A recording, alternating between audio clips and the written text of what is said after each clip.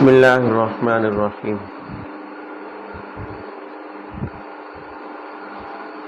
آیت نمبر 41 چل رہی تھی۔ ظہر الفساد فی البر والبحر بما کسبت ایدی الناس لیذیقہم بعض الذی عملوا لعلہم یرجعون۔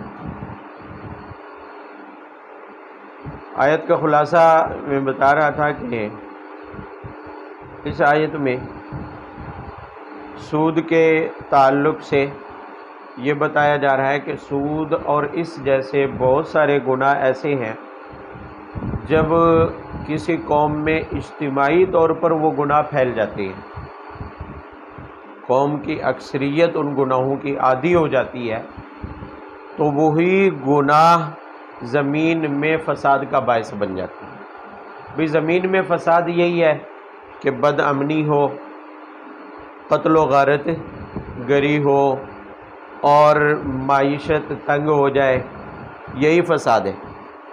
تو کچھ مشہور گناہ ایسے ہیں کہ ان کے نتیجے میں خود بخود فساد پیدا ہوتا ہے، اور یہی صورتحال رسول اللہ صلی اللہ علیہ وسلم کی بعثت سے پہلے تھی۔ جب آپ صلی اللہ علیہ وسلم نبی بن کر تشریف لائے تو آپ سے پہلے اہل مکہ کی، اہل عرب کی یہی حالت تھی کہ دنیا فساد سے بھر چکی تھی، اور ان میں فساد کی وجہ یہی گناہ تھے کہ سود عام تھا، شراب عام تھی، اور اسی طرح اس کے نتیجے میں لڑائی جھگڑا، قتل و غارت گری بھی کیا تھی، عام تھی، زنا اور بدکاری بھی کیا تھا، عام تھا۔ تو یہ وہ جرائم تھے جن کی وجہ سے اللہ تعالیٰ فرماتے ہیں کہ قوموں پر مشکل، تنگی اور فساد پھیلتا ہے قوموں میں، اور قوموں کی زندگی دنیا میں مشکل اور اجیرن ہو جاتی ہے۔ اس کی وجہ کیا ہوتی ہے؟ بما کسبت ایدی الناس، لوگوں کے اپنے کیے ہوئے اعمال، لوگوں کے اپنے کیے ہوئے اعمال ہوتے ہیں۔ یہ کوئی ایسی، اب مثال کے طور پر معاشی تنگی ہو، قتل و غارت گری ہو، فتنہ فساد ہو، اس کی وجہ تو گناہ ہے۔ سود لینا دینا یہ معاشی تنگی کی کیا بنتا ہے؟ وجہ بنتا ہے۔ اس لیے کہ سود لینے دینا، سود کے ذریعے جو بندہ مال جمع کرتا ہے تو چند ہاتھوں میں دولت سمٹ جائے گی، باقی سارے غریب ہو جائیں گے، خود بخود رزق کی تنگی میں کیا ہو جائیں گے؟ مبتلا، خود بخود غربت میں کیا ہو جائیں گے؟ اب اللہ تعالیٰ کو مزید کوئی عذاب نازل کرنے کی ضرورت بھی نہیں ہے کہ خود سود لیا دیا، خود گناہ میں مبتلا ہوئے، اور اس کا نتیجہ کیا نکلا؟ تنگی کی صورت میں، غربت کی صورت میں نکلا۔ تو اللہ تعالیٰ فرماتے ہیں جب ایسا ہوتا ہے تو اس کی وجہ خود بندوں کے اپنے اعمال ہوتے ہیں۔ اس کے بعد ہوتا کیا ہے؟ ہونا کیا چاہیے؟ اللہ تعالیٰ نے آگے مومنین اور کفار کو الگ الگ سے ہدایات دی ہے۔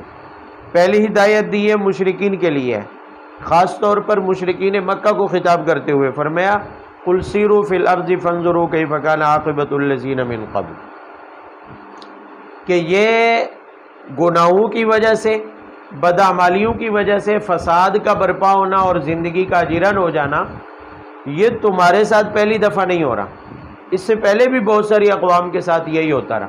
قوم نوح کو دیکھ لے، قوم شعیب کو دیکھ لے، اسی طرح قوم عاد اور قوم سمود کو، قوم لوط کو دیکھے، تو ان پر جو دنیا میں تنگیاں آئیں، فساد پھیلا اور اللہ کی طرف سے عذاب کے مستحق ہوئے، اس کی وجہ بھی یہی ان کے جرائم تھی، یہی ان کے موٹے موٹے جرائم یہی ہے، شرک ہے، سود ہے، ناجائز تجارتیں ہیں، اور اسی طرح زنا اور بدکاری ہے۔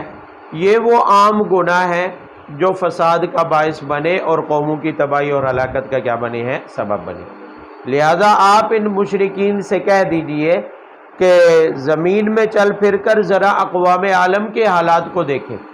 اب زمین میں چل پھر کر کہیں قوم نوح تو نظر نہیں آ رہی تھی، قوم عاد اور قوم سمود نظر تو نہیں آ رہی تھی، چل پھر کر دیکھنے کا مقصد یہ تھا کہ ان کے نشانات اور آثار کو جا کے دیکھیں۔ جہاں ان پر تباہی آئی ہے، ان کے گھروں کے نشانات، ان کے شہروں اور آبادیوں کے نشانات تو آج بھی کیا ہیں؟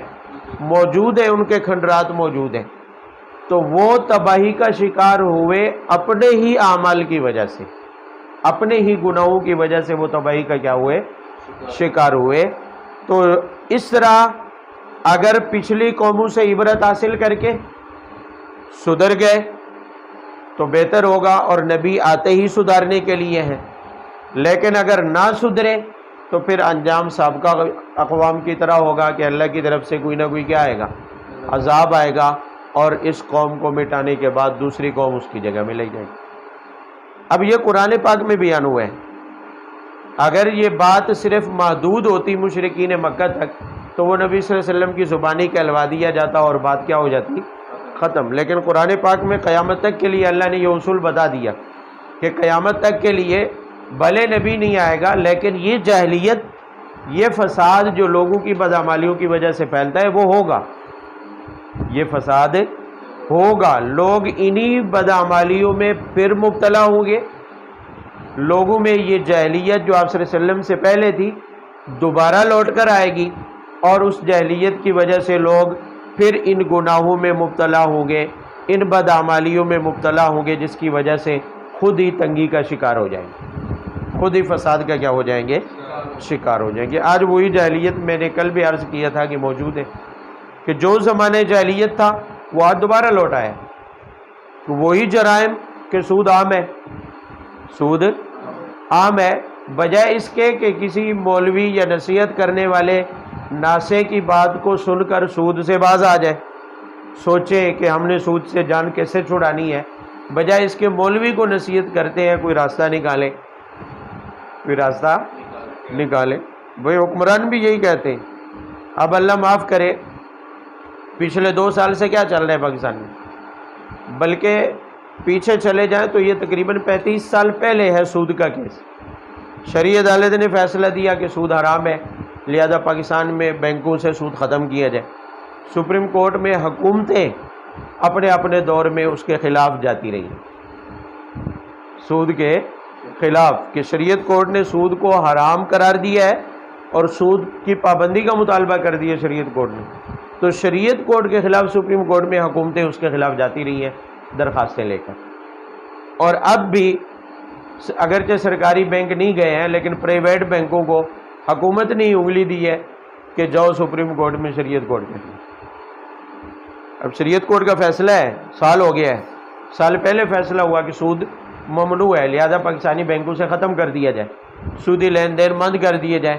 اب حکومت نے پرائیویٹ بینکوں کو لالچ دیا ہوگا، یا ان کو بھی اب خود کو بھی لالچ ہے، کیونکہ سارے بینک جو ہے وہ سود پر کام کرتے ہیں، تو وہ گئے ہوئے ہیں، اور ظاہر ہے حکومت بھی خاموش ہے، اجازت دے رکھی ہے۔ ورنہ اگر حکومت اس بات میں مخلص ہوتی، ہمارے حکمران کے شریعت کورٹ کا فیصلہ ہے لہذا سود بند کر دیا جائے، تو بند کر دیتے، لیکن اس کی بجائے موقع دیا ہوا ہے۔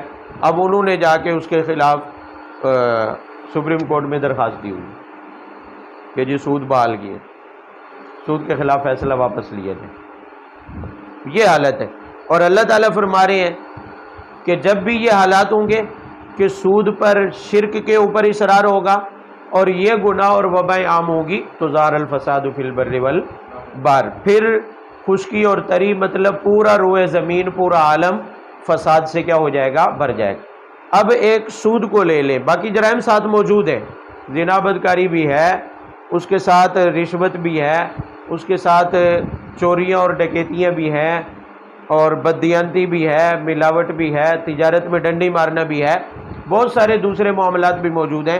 صرف سود کو لے لیں، پوری دنیا سود پر متفق ہے، اور اس کی وجہ سے پوری دنیا غربت، تباہی کا شکار بھی ہے، سوائے چند ایک ممالک، اور ان ممالک میں بھی مخصوص افراد۔ پوری دنیا کا جائزہ لے لیں آپ، امریکہ، یورپ، دنیا کے بڑے سے بڑے ترقی یافتہ ممالک کو دیکھ لیں، وہاں آپ کو ایک بڑی تعداد ان لوگوں کی نظر آئے گی جن کی زندگیاں آج بھی فٹ پاتھ پہ گزرتی ہیں۔ اور یورپ میں کئی بار سروے ہوئے، اگر آپ جائزہ لیں اور تحقیق کریں تو یورپ کے اندر بہت بڑی تعداد، بلکہ اکثریت ان لوگوں کی ہے جن کا اپنا ذاتی مکان نہیں ہوتا، کرایہ کا مکان ہوتا ہے۔ ذاتی مکان لینے کے لیے پوری زندگی کی کمائی چاہیے ہوتی ہے، بلکہ کئی ممالک میں، اب جاپان ہے یا اس طرح کے جو ترقی میں سب سے زیادہ صنعتی ممالک سمجھے جاتے ہیں، صنعت میں سب سے آگے سمجھے جاتے ہیں، وہاں تو اپنے مکان بنانے کے لیے 5 زندگیاں بندے کو چاہیے، اپنا مکان خریدنے کے لیے۔ جو یہاں آ کے کوٹھیاں اور بنگلے بناتے ہیں نا، ہمارے والے باہر جاتے ہیں کمانے کے لیے، یہ ان سارے بنگلوں اور کوٹھیوں کو بیچ کے بھی جائے تو وہاں ایک کمرہ بھی نہیں ملے گا۔ اسی وجہ سے یہاں بناتے ہیں دکھلاوے کے لیے اور دل خوش کرنے کے لیے، جبکہ وہاں ایک کمرہ بھی ان کوٹھیوں اور بنگلوں سے نہیں ملتا ہے۔ کیوں؟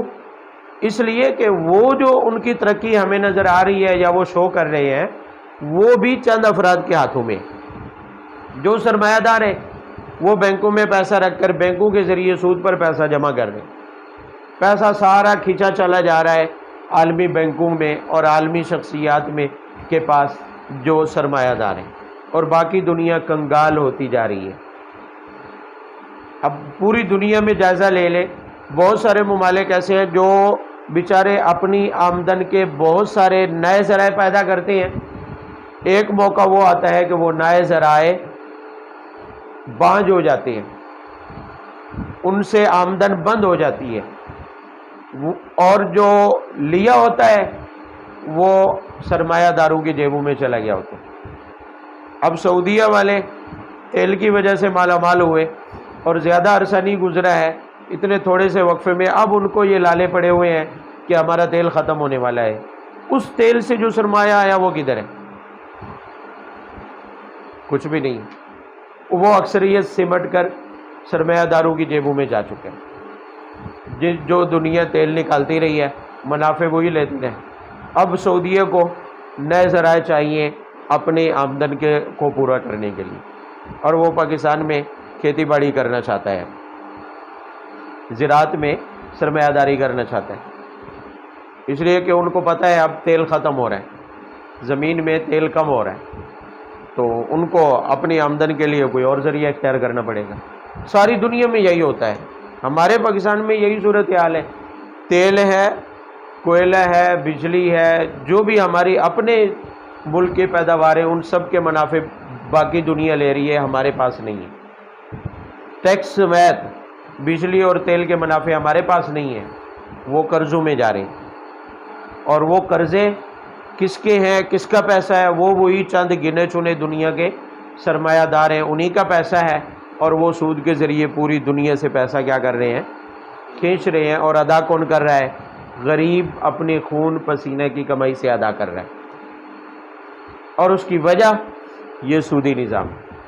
اگر سود نہ ہو، اگر سود، تو سرمایہ دار کو بھی پیسہ کمانے کے لیے کارخانہ لگانا پڑے گا، اسے فیکٹری لگانی پڑے گی، دکان لگانی پڑے گی، تو ظاہر ہے جب وہ کارخانہ، فیکٹری، دکان لگائے گا اور اپنے عمل سے پیسہ کمانے کی کوشش کرے گا، بھلے پیسے سے پیسہ کما رہا ہے لیکن اس پیسے میں اس کا محنت اور عمل بھی کیا ہوگا؟ شامل ہوگا، تو اس کارخانے اور فیکٹری میں غریب کو بھی روزگار ملے گا۔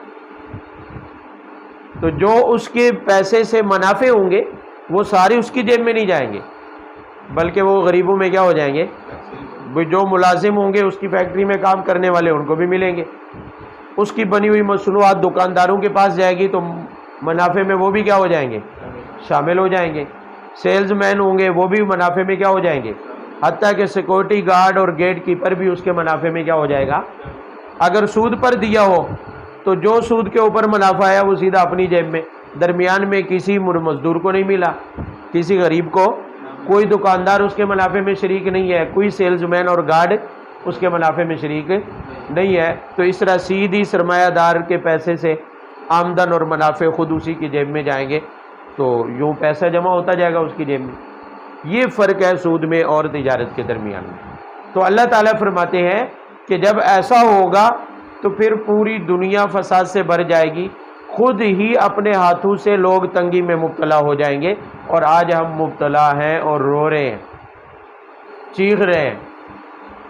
اب تو خوش ہوتے ہیں کہ قرضوں کی نئی قسط ملی ہے، یہ نہیں دیکھتے کہ وہ قرضے دیے جا رہے ہیں تو چمڑی ہماری ہی اترے گی، پسینہ ہمارا بہے گا، خون ہمارا بہے گا، فاقے ہمارے غریب کریں گے، محنت ہمارا مزدور کرے گا، اور اس کے منافع کون لے جائے گا؟ یہودی سرمایہ دار، دنیا کے سرمایہ دار لے جائیں گے، جو سود خور ہیں وہی لے جائیں گے، اور ہمارے پاس کچھ بھی باقی۔ لیکن اس سود کو قبول تو ہم نے کیا نا، قبول کس نے کیا؟ ہم نے کیا ہوا ہے قبول، کہ ہمارے حکمرانوں نے اگر قبول کیا ہے تو ہمارے عوام بھی تو جو بینکوں میں پیسہ رکھتے ہیں وہ کیا لیتے ہیں؟ سود نہیں لے رہے۔ بینکوں کا سارا کاروبار سود ہوتا ہے، کوئی بینک نہیں ہے جو سودی کاروبار کے علاوہ کچھ اور کر رہا۔ بینکوں میں آنے والے منافع، جو پیسے پر بینک کے اکاؤنٹ پر منافع آتے ہیں، وہ سب سودی ہیں، کوئی اور صورت نہیں ہے اس کے ماں سوا، الا قلیل، الا ماشاء اللہ چند کوئی ایک آدھ بینک ایسا ہو سکتا ہے جس کا کوئی ایک اکاؤنٹ جزوی طور پر وہ حلال کاروبار کے ذریعے منافع دے رہا، ورنہ باقی سب اسی کھاتے میں ہے، چاہے پرائیویٹ ہے یا سرکاری ہے، سود کے اوپر چل رہے ہیں۔ ایسی حالت میں سوال پیدا ہوتا ہے کہ مسلمان کو کیا کرنا چاہیے؟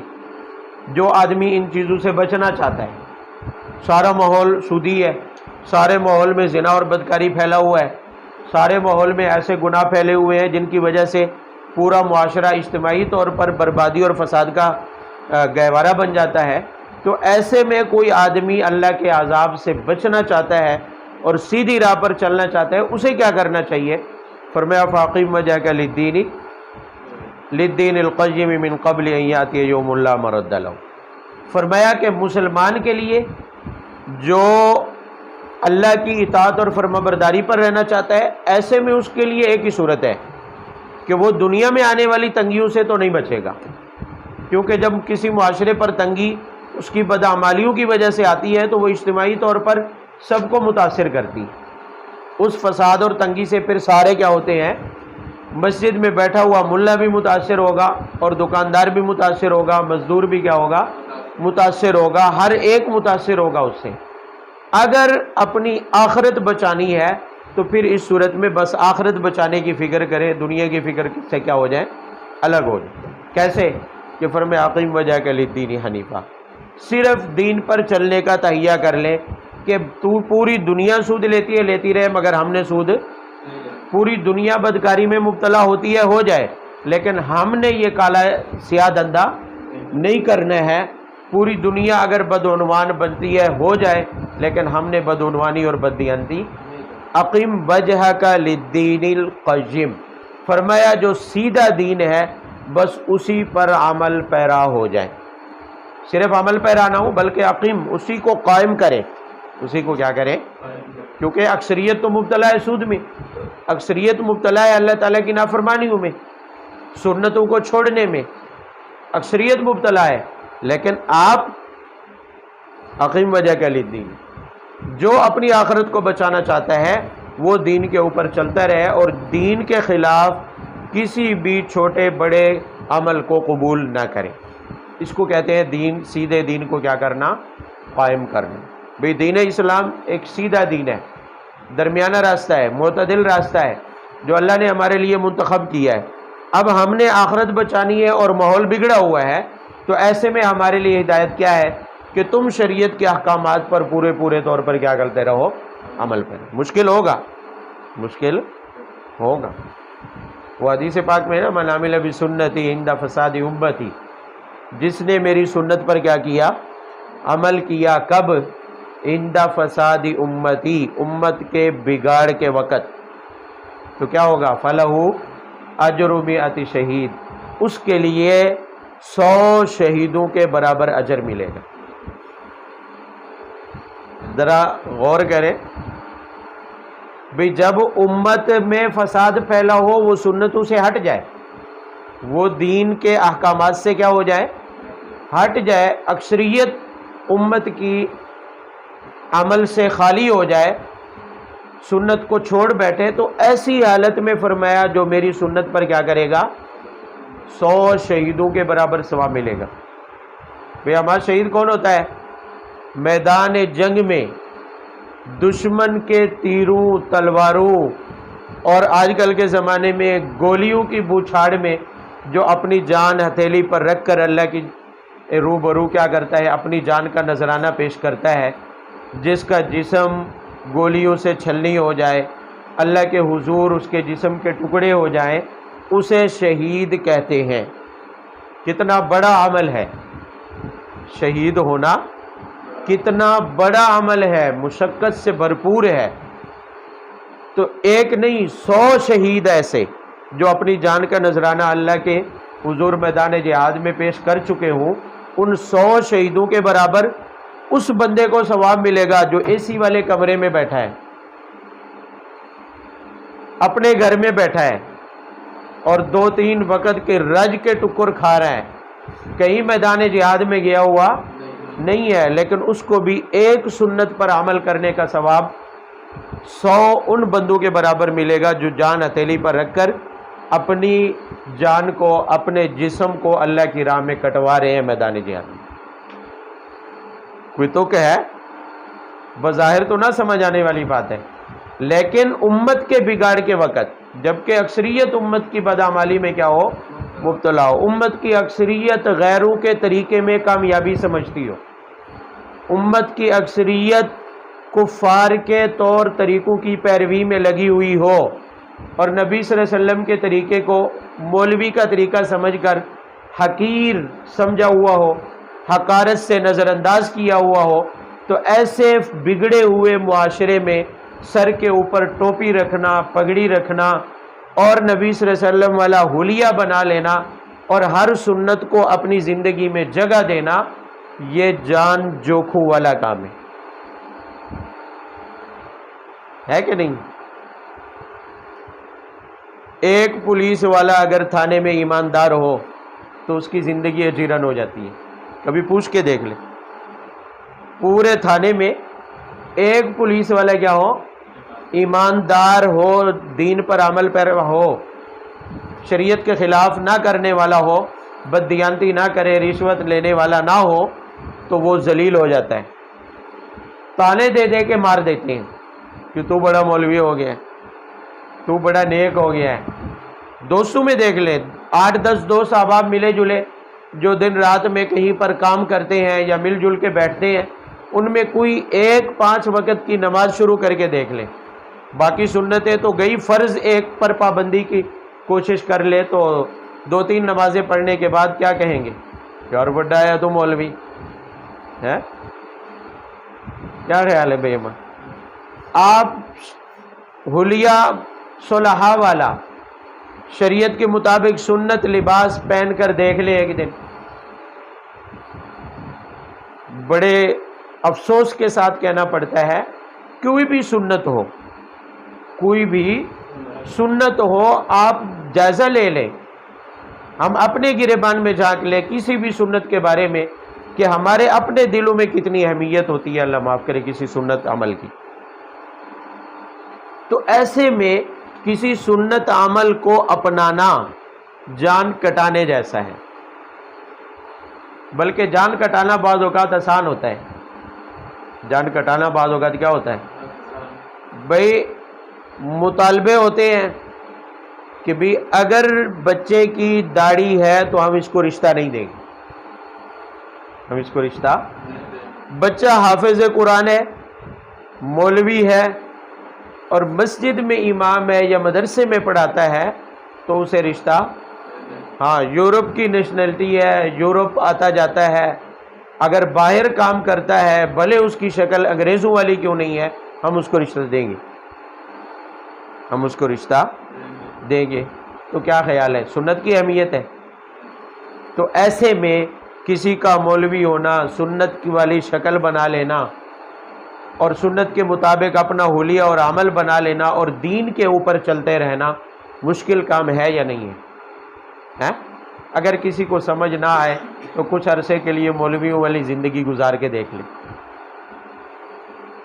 مولویوں والی، اللہ معاف کرے، ناشکری نہ ہو، میں حقیقت بتا رہا ہوں کہ آج کے اس دور میں جہاں لوگوں کی 2 لاکھ آمدن ماہانہ کے اوپر گزارا مشکل ہے، 1 لاکھ آمدن کے اوپر گزارا کیا ہے، مہینے کا گزارا مشکل ہے، وہاں مسجد کا مولوی بلا مبالغہ 10, 15, 20 ہزار کے اوپر گزارا کر رہا ہے۔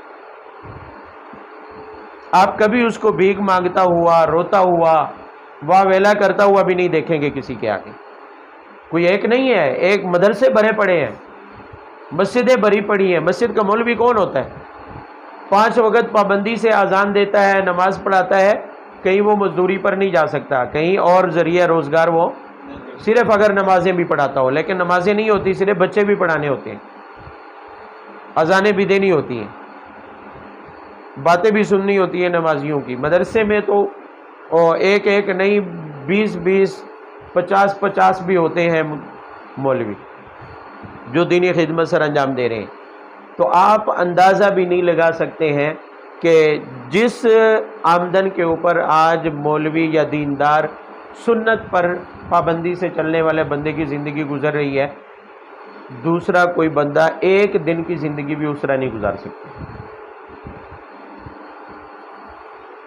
اسی کو کہا گیا ہے، حدیث پاک میں ہے کہ ایک زمانہ وہ بھی آئے گا کہ دین پر عمل کرنے والا ایسا ہوگا جیسے کہ منہ میں آگ کا انگارہ رکھنے والا ہوتا ہے۔ دین پر عمل کرنا ایسے مشکل ہوگا جیسے منہ میں انگارہ رکھنا مشکل ہے۔ آگ کا انگارہ رکھنا کتنا آسان ہے، منہ میں دیکھتا ہوا انگارہ ڈال دیا جائے۔ تو فرمایا ایک زمانہ وہ بھی آئے گا کہ اس زمانے میں لوگوں کے اعمال بگڑ چکے ہوں گے، اتنا فساد آ چکا ہوگا کہ دین پر عمل کرنے والے کے لیے اتنی مشکلات ہوں گی جتنی منہ میں انگارہ رکھنا مشکل ہوتا ہے۔ وہی صورتحال بنتی جا رہی ہے۔ آج کسی بڑی محفل کے اندر کہیں پر کسی معاملے میں برادری والے سوچ و بچار کر رہے ہیں، مشاورت ہو رہی ہے، ایک بندہ اٹھ کے کہہ دے کہ یہاں شریعت کا حکم یہ ہے، لگ پتہ جائے گا۔ وہ کہہ دے کہ شریعت کا حکم، برادری کی بات یہ ہے، سارے مانیں گے، چودھری صاحب کا فیصلہ یہ ہے، سب مانیں گے، ابا کا فیصلہ یہ ہے، سارے بیٹے تسلیم کریں گے۔ لیکن اگر وہاں کوئی کہہ دے کہ شریعت کا حکم یہ ہے تو لگ پتہ جائے گا اس کو۔ اول تو کسی کو کہنے کی جرت ہی، اگر کوئی کہہ بھی دے تو تانے دے دے کے ماریں گے، اگر کوئی جوتا بھی نہیں مارے گا نا، ہاتھ سے کچھ نہیں کہیں گے تو منہ زبانی اس کا وہ اثر کر دیں گے کہ وہ اپنے کہے پر شرمندہ ہوگا، اسے اپنے بولنے پر کیا ہوگا، شرم آئے گی اور شرمساری ہوگی۔ تو بہرحال فاقم وجہ کا للدین حنیفہ بھی آسان ہے، دین سے ہٹنا اور کسی عمل کو جاری کرنا بہت آسان ہے، کوئی مشکل نہیں ہے۔ فی زمانہ رسول اللہ صلی اللہ علیہ وسلم سے ہم بھی محبت رکھتے ہیں اور ایمان ہے، لا یؤمن احدکم حتی اکون احب الیہ من والدہ وولدہ والناس اجمعین، کہ اپنی ہر چیز سے، اعزاء و اقرباء، ماں باپ، والدین اور بیوی بچوں سے سب سے زیادہ رسول اللہ صلی اللہ علیہ وسلم سے محبت رکھنا کیا ہے، ضروری ہے۔ اب فی زمانہ آج کل کے عنوان جو چل رہا ہے اس کے مطابق اگر بات کریں تو ربیع الاول کے حساب سے آپ صلی اللہ علیہ وسلم کی محبت کے نعرے لگوا لیں، ہر ایک نیک و بد، مولوی غیر مولوی، بچہ بڑا بوڑھا، ہر کوئی تیار ہے شور مچانے کے لیے، ہر کوئی تیار ہے۔ اور نعرے بھی ایسے متاثر کن کہ غلامی رسول میں موت بھی، آقا کی آمد مرحبا، وہ الفاظ بھی ایسے کہ ایک جس کو سیدھا کلمہ نہ آتا ہو لیکن نعرے کے الفاظ، محبت بھرے الفاظ سب کو آتے ہیں۔ اس سے میں کوئی شک نہیں ہے کہ ہر مسلمان کو آپ صلی اللہ علیہ وسلم سے محبت کا ہونا بھی ضروری ہے، ایمان کا حصہ ہے، محبت کا اظہار بھی ضروری ہے، لیکن کیا یہ محبت بھرے نعرے، محبت بھرے دعووں کے بعد کسی کو رسول اللہ صلی اللہ علیہ وسلم کا لایا ہوا دین بھی قبول ہے؟ جو آج یہ نعرہ لگاتا ہے غلامی رسول میں موت بھی کیا ہے، اگر یہ واقعی سچ ہے اور منافقت نہیں ہے، اگر یہ واقعی یہ نعرہ لگانے والے کا نعرہ کیا ہے، سچ ہے اور منافقت نہیں ہے، تو محبت رسول میں، غلامی رسول میں موت قبول ہے، سنت قبول کیوں نہیں ہے؟ نماز قبول کیوں نہیں ہے؟ وہ بھی تو نبی کا لایا ہوا عمل ہے، نبی والے اعمال قبول کیوں نہیں ہے؟ اگر واقعی یہ بات سچی ہے کہ غلامی رسول میں موت بھی کیا ہے، یہ تو موت سے چھوٹی باتیں ہیں نا، نماز پڑھنا، رسول اللہ کے سنتوں کو کیا کرنا، اپنانا، یہ تو موت سے چھوٹی باتیں ہیں نا، جان دینے سے تو بہت چھوٹا عمل ہے، لیکن وہاں وہ قبول نہیں ہے۔ یعنی غلامی رسول میں حلیہ آپ والا قبول نہیں ہے، اعمال رسول اللہ والے قبول نہیں ہے، اور لباس رسول اللہ والا غلامی رسول میں قبول نہیں ہے، شریعت کے احکام رسول اللہ والے قبول لیکن غلامی رسول میں موت قبول ہے، کوئی مانے گا؟ اس سے بڑی منافقت کیا ہوگی جو ہم کرتے ہیں؟ بھئی ہم ہی لگاتے ہیں نا، کوئی ہندو سکھ تو نہیں لگا رہا نا نعرے، ہم مسلمان ہی لگا رہے ہیں، لیکن موت قبول ہے اور اعمال قبول نہیں ہے، حلیہ قبول نہیں ہے، حلیہ انگریز والا قبول ہے، شکل و صورت انگریز والی، لباس انگریز والا، کھانا پینے کے طور طریقے بھی انگریز والے قبول ہے، اعمال سارے انگریزوں والے قبول ہیں، لیکن غلامی رسول میں موت ہمیں قبول ہے، غلامی رسول میں اعمال رسول اللہ والے ہمیں قبول نہیں۔ یہ وہ چیزیں ہیں جو ہونی تھی، اور اللہ نے سب پہلے ہی آگاہ فرما دیا کہ تمہارے ہی اعمال ہوں گے، بدعمالیاں ہوں گی جن کی وجہ سے دنیا فساد سے بھرے گی، تم خود تنگیوں میں مبتلا ہوو گے، اور اس کا علاج بھی یہی ہوگا کہ دوبارہ اپنے اعمال کو ٹھیک کرو گے تو تمہارے یہ تنگیاں بھی دور ہو جائیں گی، تمہارا یہ فساد بھی کیا ہو جائے گا۔ اس کا علاج یہی ہے، اقم وجہک للدین حنیفہ، کہ اگر اس فساد اور تنگی سے بچنا ہے، اپنے بدعمالیوں کی جو نحوست پھیلی ہوئی ہے معاشرے کے اندر، جو فضا خراب ہوئی ہے، اگر اس سے بچنا چاہتے ہیں تو اپنے آپ کو درست کر لیں، اقیم وجہک للدین حنیفہ، دین پر عمل پیرا ہونا شروع کر دیں، ساری تنگیاں بھی ختم، فساد بھی ختم ہو جائے گا، بد امنی بھی ختم ہو جائے گی، اور غربت بھوک سب ختم ہو جائے گا، صرف دین کو قائم رکھ لیں، دین پر عمل پیرا ہونا کیا ہو جائے، شروع ہو جائے، بس اس کے علاوہ مسلمان کے لیے کوئی حل نہیں ہے۔ ہاں کفار کے لیے اور حل ہو سکتے ہیں، کافر کے لیے اور حل کیوں؟ امتیہم قلیلہ، اللہ تعالیٰ کا وعدہ ہے کہ کفار کو مرنے تک مزے دینے ہیں، ان کو موجیں کرنے دینی ہے، چاہے وہ جو مرضی کرتے رہیں، ان کے کسی عمل سے کوئی فرق پڑنے والا ان کو، لیکن مسلمان کو فرق پڑتا ہے، مسلمان کے اعمال اگر بگڑیں گے، دین سے ہٹے گا تو اس کی سزا دنیا میں چکھے گا، اگرچہ بھلے اس کے پاس اسباب وسائل ترقی کے معیار زندگی کو بلند کرنے کے موجود بھی ہوں، تب بھی اللہ تعالیٰ زندگی کو کیا بنا دیں گے، مشکل۔ ہمارے پاکستان میں کاشتکاری نہیں ہے، پیداوار بند نہیں ہوئی، زمین نے پیداوار دینی چھوڑی نہیں ہے، سب کچھ موجود ہے، زمین خزانے اگل رہی ہے، اس کے باوجود بھی تنگی میں مبتلا ہے، تو اس لیے کہ مسلمان کے لیے یہ دنیا کے وسائل کچھ بھی، مسلمان کے لیے دین پر چلنا ضروری ہے، ورنہ یوں ہی زندگی خوار رہے گی، مگر یوں ہی زندگی برباد رہے گی۔ فرمایا من قبل ان یاتی یوم لا مرد لہ، فرمایا کہ دنیا میں اگر سدھار چاہتے ہیں، فساد سے بچنا ہے تو دین کو قائم کریں، اور قیامت سے پہلے پہلے کر لیں، قیامت سے، کیونکہ اگر قیامت قائم ہو گئی اور ایسی ہی بدعمالیوں میں مبتلا رہے، دنیا تو تنگ ہوگی ہی ہوگی، دنیا میں تو فساد ہوگا، دنیا کی زندگی تو برباد ہوگی ہی، پھر قیامت والے دن یہ ہوگا کہ یصدعون، اس دن پھر کفار کی صف میں، منکرین اور نافرمانوں کی صف میں کیا ہونا پڑے گا، الگ الگ ہونا پڑے گا، کیونکہ وہ تو وہ دن ہے کہ جس دن جہنمیوں کو الگ اور جنتیوں کو کیا کر دیا جائے گا، نافرمانوں کو الگ اور فرما برداروں کو الگ کر دیا جائے گا۔ تو ایسا نہ ہو کہ دنیا میں بھی بدحالی میں گزار جائے، اپنی بدعمالیوں کی سزا دنیا میں بھی بھگت جائیں تنگیوں کی صورت میں، اور آخرت میں بھی پھر سزا بھگتنی پڑے۔ فرمایا آخرت کے آنے سے پہلے پہلے اپنے اعمال کو کیا کر لو، سدھار لو، اور ہر بندے کی آخرت اس کی موت ہے، یاد رہے، ہر بندے کی انفرادی قیامت اس کی موت ہے، بندہ مر گیا تو اس کی قیامت تو ہو گئی، بھئی وہ قیامت تو ان پر قائم ہوگی نا جو زندہ ہوں گے، جو آج مر گیا ہے اس کی قیامت تو قائم ہو گئی، کیونکہ اس کے اعمال تو رک گئے، اس کے اعمال تو رک گئے، اس لیے یہ حکم ہر بندے کی انفرادی زندگی سے متعلق ہے کہ وہ دن آنے سے پہلے جس دن جنتی اور جہنمی کیا کر دیے جائیں گے، اور یہ تو قبر میں ہی ہو جاتا ہے، جہنمی کے لیے جہنم کا دروازہ کھول دیا جاتا ہے، اور جنتی کے لیے جنت کے مورے کھول دیے جاتے ہیں، وہ تو قبر سے ہی شروع ہو جاتا ہے۔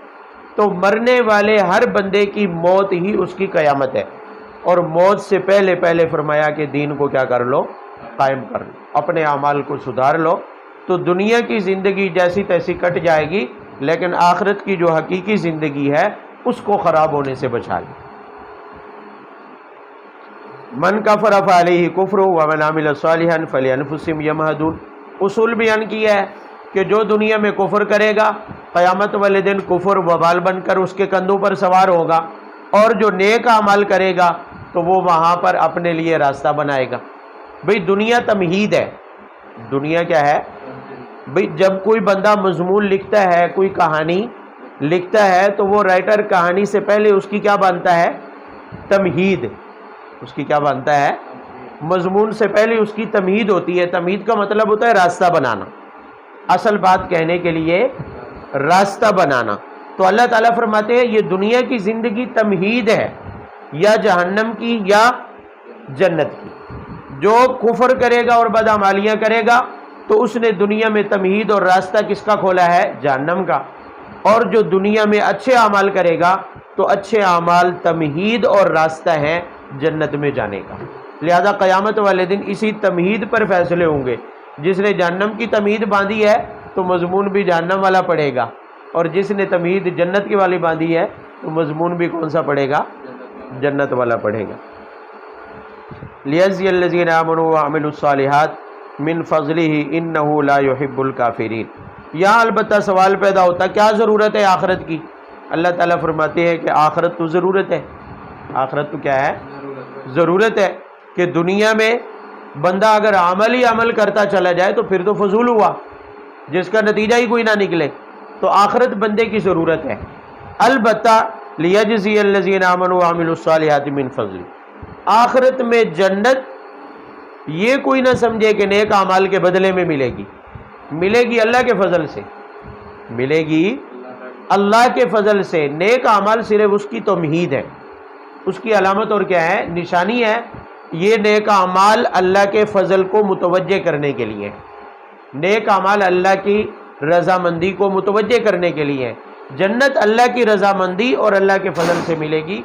کسی کے اعمال جنت کو خرید نہیں سکتے ہیں، کسی کے اعمال جنت کو خرید نہیں سکتے، جنت کا بدل نہیں بن سکتے۔ ہاں اللہ کی رضامندی اور فضل کو متوجہ کرنے کے لیے نیک اعمال کیا ہے؟ ضروری۔ وَمِنْ آيَاتِهِ أَنْ يُرْسِلَ الرِّيَاحَ مُبَشِّرَاتٍ وَلِيُذِيقَكُم مِّن رَّحْمَتِهِ وَلِتَجْرِيَ الْفُلْكُ بِأَمْرِهِ۔ ٹائم کیا ہو؟ پیچھے بات گزری ہے سود سے متعلق۔ سود حرام ہے، اور سود میں ہی تجارت کے وہ تمام ذرائع آ جاتے ہیں جو ناجائز ہیں۔ خرید و فروخت کے وہ تمام ذرائع اور طریقے جو کیا ہیں؟ ناجائز ہیں۔ اب بندے نے دنیا میں زندگی گزارنی ہے تو سوال یہ پیدا ہوتا ہے کہ کیا مال جمع کرنا اور حصول مال، حصول رزق بالکل ہی بندہ چھوڑ دے؟ بالکل ہی بندہ کیا ہے؟ دنیا میں مولوی سے بھی یہی سوال ہوتا ہے کہ جب کہتے ہیں نا کہ سود حرام ہے، سود اور ناپ تول میں کمی کرنا حرام ہے، ملاوٹ سے بچو، تو اگلا سوال یہی ہوتا ہے پھر مولوی صاحب چھوڑ دئیے، بندہ کچھ بھی نہ کرے، بے سب تو کیا ہے؟ حرام ہے، ہر چیز تو ناجائز ہے۔ مولوی کہتا ہے ہر چیز کیا ہے؟ ناجائز ہے، لہذا بندہ کچھ بھی نہ کرے، بھوکا مر جائے، نہیں۔ اللہ تعالیٰ فرماتے ہیں کہ مال کماؤ، حصول رزق کے ذرائع بھی اختیار کرو، لیکن وہ اسباب اور ذرائع جو جائز اور حلال ہیں، جو جائز اور وہ اسباب اور ذرائع اللہ تعالیٰ فرماتے ہیں تمہیں ڈھونڈنے کی ضرورت نہیں، میں نے پیدا کر دی ہیں، میں نے پیدا۔ مثلا دو بڑے ذریعے ہیں حصول مال کے، تجارت اور کھیتی باڑی، تجارت اور اللہ تعالیٰ فرماتے ہیں تجارت اور کھیتی باڑی کے اسباب بھی میں نے بنا دیے، اسباب بھی میں نے کیا کر دیے ہیں؟ پیدا کر دیے ہیں، بس تم تھوڑی حرکت کرو، تجارت کرو، اس کے ذریعے جتنا مرضی مال جمع کر لو، کوئی ناجائز اور حرام نہیں ہے، کوئی ناجائز اور حرام۔ ناجائز اور حرام تو دور کی بات ہے، جو تنگی اور فساد پھیلتا ہے وہ بھی نہیں پھیلے گا اگر تم خوب تجارت کرو، اگر تم خوب، بھئی جتنی بڑی تجارت ہوگی، جتنے بڑے پیمانے پر تجارت بڑھتی چلی جائے گی، اتنا روزگار کے وسائل بھی کیا ہوتے چلے جائیں گے. بھئی کسی کی ایک فیکٹری ہے تو مزدور 50 ہوں گے، 2 لگا لے تو 100 ہو جائیں گے، 10 لگا لے تو اس حساب سے 500 ہو جائیں گے مزدور. یعنی تجارت کرتے چلے جاؤ گے تو بجائے اس کے کہ لوگ معاشی تنگی میں مبتلا ہوں، رزق و روزی کی تنگی میں مبتلا ہوں، اس میں وسعت آتی چلی جائے گی، لوگوں کو روزگار ملتا چلا جائے گا. تو اللہ تعالیٰ آنے والی آیات میں یہی 2 بڑے ذریعے رزق کے بیان کر رہے ہیں. فرمایا کہ حرام ذرائع چھوڑ دو. مال کمانا حرام نہیں ہے، لیکن حرام ذرائع اختیار کرنا کیا ہے؟ حرام. غلط ذریعے اختیار کرنا کیا ہے؟ سود کو چھوڑ دو. ڈنڈی مارنا کیا ہے؟ چھوڑ دو. تجارت اور کھیتی باڑی جو اللہ نے حلال طریقے رکھے ہیں رزق اور مال کمانے کے، خوب مال کماؤ ان کے ذریعے جتنا کما سکتے ہو. اللہ تعالیٰ نے اس کے اسباب کیسے بنائے، ان آیات میں اسی کو بیان کیا ہے. فرمایا کہ تجارت کے اسباب میں سے ایک بڑا سبب ہے سمندری آمد و رفت کے ذرائع. سمندری آمد و رفت کے، اور وہ ذرائع اللہ نے پیدا کر دیے. کیسے؟ کہ یرسل الریاح مبشرات، صرف خوشخبری دینے والی ہوائیں چلا کر، خوشخبری دینے والی ہوائیں چلا کر. اب جو اللہ تعالیٰ ہوائیں چلاتے ہیں ان ہواؤں کے فوائد جو قرآن میں بیان ہوئے وہ 3 ہیں. فرمایا پہلا کہ لیذیقکم من رحمتی، ان ہواؤں کے ذریعے بادل بنتے ہیں اور اللہ تعالیٰ بارش برساتے ہیں. ہوائیں نہ چلیں تو بادل نہیں بنیں گے اور بارش بھی نہیں ہوگی.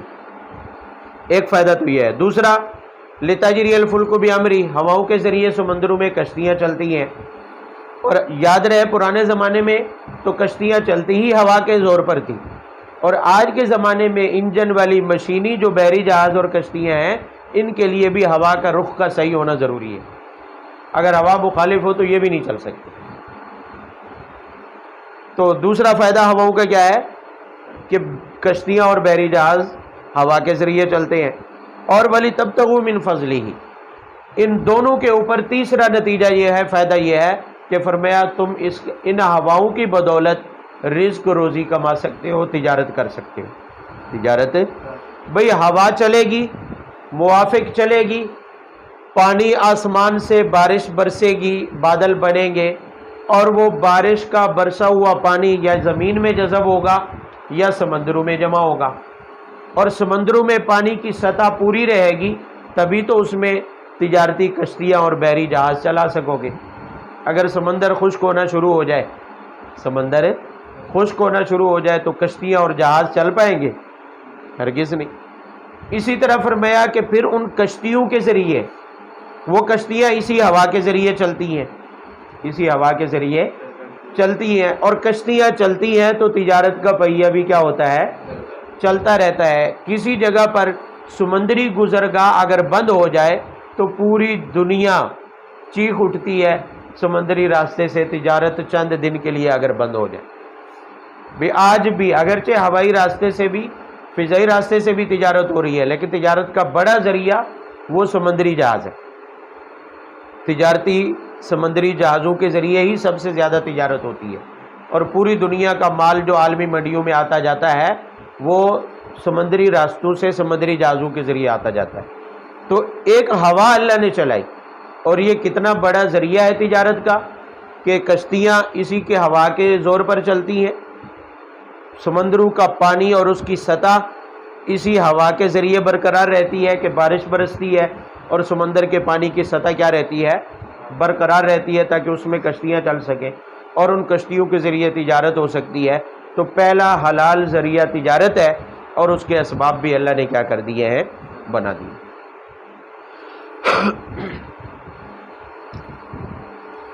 ساتھ ہی فرمایا وَلَقَدْ أَرْسَلْنَا مِن قَبْلِكَ رُسُلًا إِلَىٰ قَوْمِهِمْ فَجَاءُوهُم بِالْبَيِّنَاتِ فَانْتَقَمْنَا مِنَ الَّذِينَ أَجْرَمُوا وَكَانَ حَقًّا عَلَيْنَا نَصْرُ الْمُؤْمِنِينَ.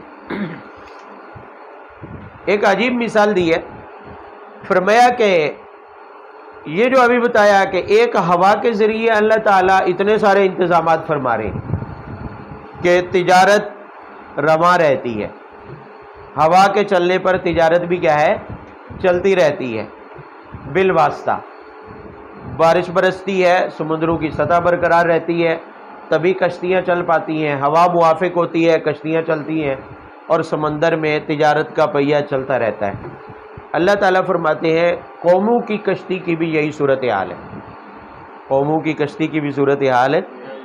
جب قوموں کی بدعمالیاں بڑھ جاتی ہیں تو قوموں کی کشتیاں جس پانی میں چلتی ہیں وہ پانی سوکھ جاتا ہے، اب ان کی کشتیاں بھی نہیں چل پاتی ہیں، زندگی کی گاڑیاں نہیں چل پاتی ہیں، تو اللہ تعالیٰ اسے چلانے کے لیے انبیاء کی شکل میں خوشخبری دینے والی ہوا کے جھونکے چلاتے ہیں، اور انبیاء اللہ کی طرف سے واضح دلائل، آیات، نشانیاں اور احکامات لے کر آتے ہیں، پھر وہ قومیں ان احکامات پر چلنا شروع ہوتی ہیں تو ان کی زندگی کی گاڑیاں بھی کیا ہے، چل پاتی ہیں۔ اگر انبیاء کی ہدایات اور شریعت سے قومیں انکار کر دیں تو ان پر اللہ کا عذاب آ جاتا ہے اور ان کی زندگی کی کشتیاں بھی ڈوب جاتی ہیں۔ ہاں، فانتقمنا من الذین اجرموا، فرمایا کہ اگر انبیاء کی شکل میں، آسمانی کتابوں کی شکل میں لائی ہوئی دعوت کو اگر قومیں ٹھکرا دیں تو فانتقمنا، ایسے مجرموں سے پھر ہم انتقام لیتے ہیں، پھر انتقام لیتے ہیں۔ ان کی دنیا کی زندگی یا تو ٹھپ کر دی جاتی ہے، بند کر دی جاتی ہے، جیسے قوم نوح، قوم عاد اور سابقہ اقوام کے ساتھ ہوتا رہا، یا پھر دنیا میں عذاب تو نہیں آتا لیکن ان پر تنگیاں بڑھا دی جاتی ہیں۔ ہاں، وَكَانَ حَقًّا عَلَيْنَا نَصْرُ الْمُؤْمِنِينَ، جو انبیاء کی لائی ہوئی شریعت پر چلنا شروع ہو جاتے ہیں اور اس سے رہنمائی لینا شروع کر دیتے ہیں تو پھر ان کی مدد کرنا ہمارے اوپر لازم ہو جاتا ہے، مومنین کی مدد کرنا ہمارے اوپر۔ یہ اس اشکال کا جواب دیا ہے، جب اکثریت بگڑ گئی ہو تو ہم اکیلے نیکیاں کر کے شریعت پر عمل پیرا ہو کر کیا کر سکتے ہیں؟ فرمایا کان حقا علینا نصر المؤمنین، تم کرو تو صحیح، ساری دنیا چھوڑ دے شریعت کو، تم شریعت پر عمل کر کے تو دیکھو، ہمارے اوپر مومنین کی مدد کرنا کیا ہے، لازم ہے۔ پھر اللہ تعالیٰ ایسی ایسی مشکلات سے نکلنے کے ایسے راستے پیدا کر دیں گے کہ جو تمہارے وہم و گمان کے اندر بھی، پھر اللہ تعالیٰ تمہاری ایسی جگہ سے مدد کریں گے، ایسی جگہ سے رزق اور روزی عطا فرمائیں گے جو تمہارے وہم و گمان میں بھی۔ کان حقا علینا نصر المؤمنین، مومنین کی مدد کرنا ہمارے اوپر کیا ہے، لازم ہے۔ ابراہیم علیہ السلام اکیلے تھے، بھئی اس سے زیادہ مشکل کیا ہو سکتی ہے کہ ایک اکیلا بندہ، وقت کا بادشاہ بھی مخالف، پوری اشرافیہ بھی مخالف، اور قوم کے سردار بھی مخالف، غریب بھی مخالف، مزدور بھی مخالف، حتیٰ کہ اپنے گھر کے افراد میں ماں اور باپ بھی کیا ہیں، مخالف ہیں، اور سارے متفق ہیں کہ ابراہیم کو جلا دو، آگ میں ڈال دو۔ کان حقا علینا نصر المؤمنین، لیکن اللہ کی مدد ساتھ ہے تو پوری قوم مخالف ہو کر اور آگ میں ڈال کر بھی ابراہیم کا ایک بال بھی بیگا نہیں کر سکے، ایک ذرہ برابر بھی انہیں تکلیف نہیں پہنچا سکی۔ تو اللہ تعالیٰ فرماتے ہیں ان خدشات سے نکل آؤ، ان خدشات سے کہ آج ہم نے اگر نبی کی سنت کو، شریعت کو اختیار کیا تو پھر کیا ہوگا، ہماری زندگی تو مشکل ہو جائے گی۔ فرمایا حقا علینا نصر المؤمنین، اللہ تعالیٰ کو بھول گئے ہو، اللہ تعالیٰ مدد کرتے ہیں، اور مومنین کی مدد کو اللہ تعالیٰ نے اپنے اوپر لازم قرار دیا ہوا ہے۔ اگرچہ اللہ پر کچھ بھی واجب نہیں ہے، اللہ کے اوپر کچھ بھی لازم نہیں ہے، لیکن اللہ تعالیٰ مومن کی مدد ضرور کرتے ہیں جو اللہ کے احکامات پر چلنے کی کوشش کرتا ہے۔ اللہ الذی یرسل الریاح فتصیر سحابا فیبسطہ فی السماء، بس آخری بات فرمایا کہ مال کمانے کا دوسرا ذریعہ، پہلا ذریعہ تو تجارت ہے، پہلا ذریعہ تو کیا ہے، فرمایا دوسرا ذریعہ مال کمانے کا کھیتی باڑی ہے، کیا ہے، اور اس کا سبب بھی ہوائیں ہی بنتی ہیں، اس کا سبب بھی کیا بنتی ہے، کیسے، فتصیر سحابا، ہوائیں پانی کے بخارات کو لے کر اوپر جاتی ہیں، وہی بخارات ہوا کے اس طبقے میں جاتا ہے جو ٹھنڈا ہے، وہاں جا کے جمتا ہے، بادل بنتے ہیں، اور وہی گھنے اور گہرے بادل زمین پر کیا ہوتے ہیں، برستے ہیں، اور پھر ہوتا کیا ہے کہ فَإِذَا أَصَابَ بِهِ مَن يَشَاءُ مِنْ عِبَادِهِ إِذَا هُمْ يَسْتَبْشِرُونَ، جن کی زمینیں بنجر ہو چکی ہوتی ہیں، پانی نہ ملنے کی وجہ سے خشک ہو چکی ہوتی ہیں، اور وہ مایوس ہو چکے ہوتے ہیں، اللہ تعالیٰ بارش کے ذریعے انہی کی زمینوں کو کیا کر دیتے ہیں؟ آباد، جو پہلے مایوس ہو چکے تھے بارش نہ ہونے کی وجہ سے، اذا هم یستبشرون، اچانک وہ خوش ہو جاتی، اچانک وہ کیا ہو جاتی ہے؟ تو دیکھیں کھیتی باڑی مال کمانے کا ایک ذریعہ کھیتی باڑی بھی ہے، فرمایا اس کے اسباب بھی اللہ تعالیٰ نے پیدا کر دیے، اور وہ بھی کیا ہے؟ ہوا ہی ہے۔ اصل سبب، مرکزی سبب کھیتی باڑی کے لیے مفید وہ ہوا ہی ہے۔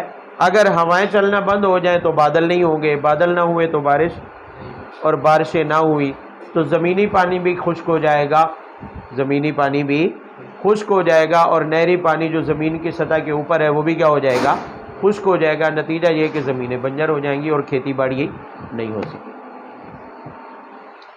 فانظر الی آثار رحمت اللہ کیف یحیی الارض بعد موتہا، البتہ اصل میں بیان کرنا تو مقصود تھا کہ مال کمانے کا دوسرا ذریعہ کھیتی باڑی ہے، اس کے وسائل بھی اللہ نے پیدا کر دیے۔ ضمن میں چونکہ ایک فائدہ حاصل ہو رہا تھا تو عبرت کے لیے ساتھ وہ فائدہ بھی بتا دیا گیا۔ فرمایا اس زمین کو دیکھ لو، اس زمین کو کہ مرنے کے بعد کیسے زندہ ہوتی ہے۔ وہ زمین جس پر کوئی ایک پودا بھی نہیں اگ سکتا ہے، گھاس کا ایک تیلا بھی نہیں اگ سکتا ہے، جب بارش ہوتی ہے تو وہی زمین گھاس سے، نباتات سے، کھیتی سے بھر جاتی ہے۔ فرمایا جیسے یہ مردہ زمین میں اللہ نے جان ڈال دی ہے بارش کے ذریعے، اسی طرح فرمایا اللہ تعالیٰ تمہیں بھی مرنے کے بعد کیا کریں گے؟ ان ذالک لمحیی الموتیٰ، زمین کو دیکھو، یہی تو مردے کی زندگی ہے، یہی تو مردے کو زندہ کرنا ہے۔ یہ نہیں فرمایا کہ مردہ کو ایسے ہی زندہ، بلکہ فرمایا یہی تو مردوں کو زندہ کرنا ہے، کیونکہ جیسے مری ہوئی زمین کو اللہ نے کیا کر دیا، جو بنجر تھی، کھیتی کے لائق نہیں تھی، کچھ بھی اس میں اگانے کی صلاحیت نہیں تھی، اللہ نے بارش کے ذریعے اس میں جان ڈال دی ہے، تو وہی ذات مردوں کو بھی اسی طرح کیا کر سکتی ہے؟ زندہ کر سکتی ہے۔ وَهُوَ عَلَى كُلِّ شَيْءٍ قدیر، اور وہ ہر چیز کے اوپر کیا ہے؟ قادر ہے۔ وَلَئِنْ أَرْسَلْنَا رِيحًا، ساتھ ضمنی طور پر ایک اور بات بھی کر دی گئی ہے، فرمایا کہ یہی ہوائیں اللہ تعالیٰ اگر ان کو خوشخبری دینے والی موافق ہوائیں نہ بنائے تو یہی ہوائیں نقصان دہ بھی تو ہو سکتی ہیں۔ اگر کوئی بندہ اللہ کی ناشکری میں مبتلا ہو جائے اور وہ اترانے لگے جی کھیتی پر محنت تو میں نے کی ہے اور میری محنت سے ہی میری کھیتی جو ہے اس لائق ہوئی ہے کہ میں اس سے مال کماؤں گا، فرمایا یہ بھی ذہن سے نکال دو، یہ بھی اپنے ذہنوں سے خیال نکال دو۔ تمہاری محنت ایک ظاہری سبب ہے، لیکن حقیقی سبب اللہ کا ہوائیں چلانا، اور اللہ تعالیٰ کی وہ ہوائیں بھی جو خوشخبری دینے والی ہیں۔ ہاں ایسا بھی تو ہو سکتا ہے کہ تمہاری کھیتی جوبن پر ہو اور اللہ کی طرف سے ٹھنڈی یخ بستہ ہوائیں چل پڑے اور وہ پیلی زرد پڑ جائے اور اس کا دانہ مر جائے، دانہ کمزور ہو جائے، تو فرمایا ایسی صورتحال جب پیش آتی ہے لَظَلُّوا مِن بَعْدِ يَكْفُرُونَ، اس کے بعد وہ ناشکرے ہو جاتے ہیں۔ کیا ہو جاتے ہیں؟ ناشکرے ہو جاتے ہیں۔ حقیقت میں یہ سزا ان کی اپنی ناشکری کی وجہ سے ہوتی ہے کہ کھیتی میں ٹھیک ہے ظاہری طور پر تو بندے کی محنت لگی ہے، لیکن حقیقت میں اس کھیتی کو اگانے والا، اس کو مفید بنانے والا، اس کو فائدہ دینے والا تو اللہ تعالیٰ کی ذات ہے، قدرت تو اللہ تعالیٰ کی ہے، اس میں یہ اللہ کی قدرت کا شاہکار ہے۔ لیکن جب بندہ اللہ کو بھول کر ناشکری پر اتر آتا ہے اور منصوبے اللہ کی شریعت کے خلاف اور اللہ کے حکموں کے خلاف بنانا شروع ہو جاتا ہے اور اپنی کھیتی پر مطمئن ہو جاتا ہے اور اللہ تعالیٰ سے نظریں ہٹ جاتی ہیں، بھروسہ سارا اپنی ظاہری اسباب پر چلا جاتا ہے، تو پھر اللہ تعالیٰ کی طرف سے وبال بھی آتا ہے کہ وہی ہوا جو مفید تھی، کھیتی کے اگنے کا ذریعہ تھی، بنجر زمین کے آباد ہونے کا ذریعہ تھی جو ہوا، اللہ تعالیٰ اسی کو وبال بنا دیتے ہیں اور ایسی ٹھنڈی اور یخ بستہ ہوائیں چلا دیتے ہیں کہ کھیتی پیلی پڑ جاتی ہے اور اس کی وجہ سے اس کا دانہ مر جاتا ہے، جو امیدیں لگائی ہوئی تھی وہ امیدیں خاک میں مل جاتی ہیں، تو فرمایا اچانک بندے کیا ہے؟ ناشکری میں مبتلا ہو جاتے ہیں۔ وآخر دعوانا